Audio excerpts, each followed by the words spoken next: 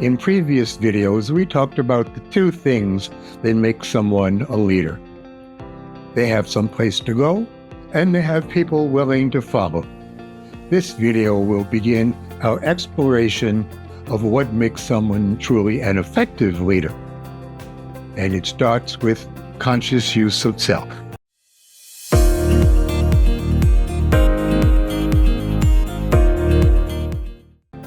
I'm Dr. Michael Broom, CEO of the Center for Human Systems. I've helped executives, leaders, and teams become more effective. Feel free to use me as your leadership and team guru. Becoming a truly effective leader starts with conscious use of self. What's conscious use of self? Well, it starts with understanding use of self. We use ourselves in everything we do. We use our brains to think and make decisions. We use our emotions to motivate ourselves. We use our bodies to keep breathing, and so I can move my hands as I talk. Most of the time, we use ourselves in all three areas on automatic. I automatically wave my hands without thinking about it. I get up in the morning and get dressed. I don't think about it a whole lot, except maybe to figure out when I'm going to wear. I drive my car pretty much automatically. I don't have to think about, shall I turn the steering wheel now? Shall I not turn the steering wheel now? Shall I drive faster? Shall I drive slower? We do all that automatically.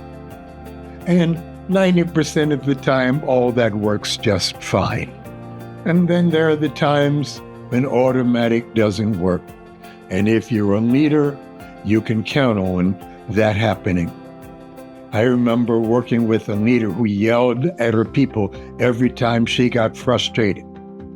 And of course, the more she yelled at her people, the less effective they became, and the more frustrated she became, so she yelled even more.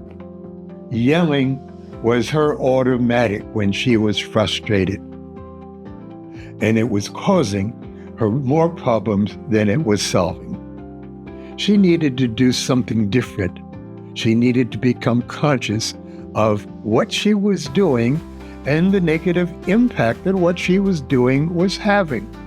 Then deliberately choosing a different behavior that would solve whatever was frustrating her rather than making the situation worse. Those two things, becoming aware of what you're doing that's not working, and number two, choosing a different behavior that is likely to work better. Those are the two key aspects of conscious use of self that every leader who wants to be successful needs to practice. We will be offering several longer videos to go in depth about this important aspect of leadership. We're going to talk about what it is and how we automatically waste so much of our time and energy simply being on automatic. We're going to do a lengthy video on the 3 keys of leadership behavior that requires conscious use of self. Number 3, we will do a video that offers a deep understanding of the choice points we have that can help us change our behavior through managing our emotions, our thoughts, and our belief systems. Finally, we will do a video on what makes conscious use of self so difficult and what we can do about it. See you then.